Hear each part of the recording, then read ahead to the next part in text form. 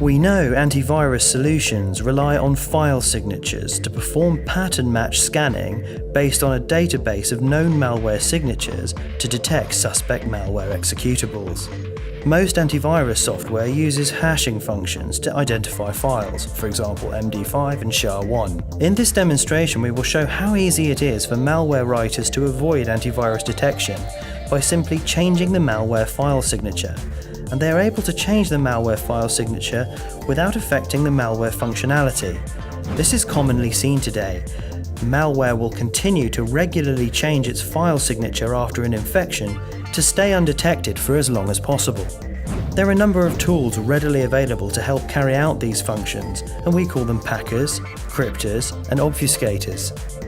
In this demonstration, we will use an open source tool called UPX, which is one of the tools commonly used by malware writers.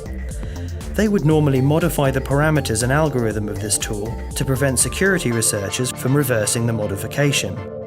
Most malware has no user interface, so we will use the Windows calculator to represent the malware file. We'll also use the freeware tool HashMyFiles to inspect the hash references of the versions of the calculator that we'll work with.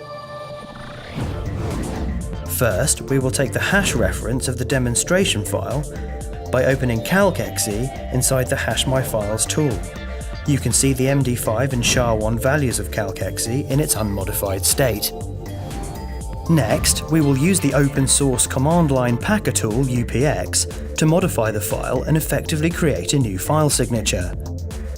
This is a command line tool, and the syntax to use UPX for our purposes is UPX, then our first parameter, 1, referring to the level of compression that will be applied to the input file, calc.exe, and then our second parameter, O, referring to the output file that we are going to create, which is C1.exe.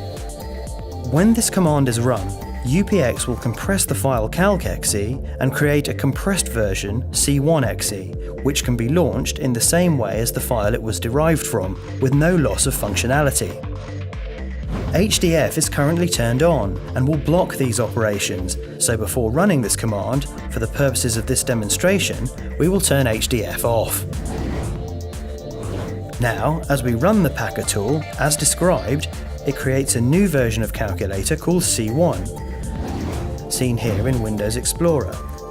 To demonstrate just how easy it is to create many versions of the same file, we'll create a few more, this time applying compression level 2 and calling the output file C2, and then again applying compression level 3 to create C3.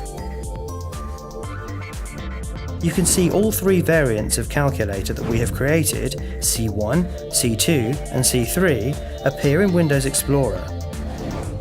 If we open up all three files in the HashMyFiles tool and inspect their MD5 and SHA-1 hash values, we can see that they are all different.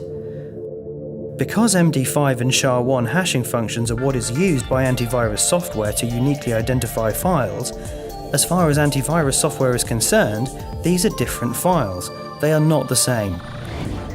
Now we can run our original or reference file calculator. The familiar user interface appears. Then we run C1, which as we know is calculator but with a different file signature, C2 as well, and C3. You can see that all of these variant files run just as the original does, but they would be identified by antivirus software as different files. And again, here we can see they're all different. Now, let's take a look at the HDF log file to see what happened as far as it was concerned. A 0 code in this column means that HDF has allowed something to be written to the drive that it is monitoring. We can see from these entries that calculator variants C1, C2 and C3 have been allowed to be written to the drive in the folder Demo. HDF, when turned on, can prevent these types of operation, so malware that was introduced to an HDF protected machine would not be able to change its form and write undetectable variants of itself. To show this in action, HDF will now be turned on, and we will attempt to write a new variant of calculator to the demo folder, this time using compression level 4. And, to make things clear, we'll call the output file that we're trying to write C4test.exe. So we see that HDF is on, and we expect it to block this transformation. The command is run, and we can see that the packer tool throws the input-output exception c4test.exe no such file or directory, and returns the message pack0 files, indicating that it has failed to write the variant c4test.exe, and c4test.exe does not appear in Windows Explorer, and this is because it's not there. Let's take a look at the HDF log files to see what happened. Straight away we can see that we have code 1 in this column, and this means that HDF blocked the creation of c4test.exe, so if this had been malware, it would have had no opportunity to change its form and create new variants of itself.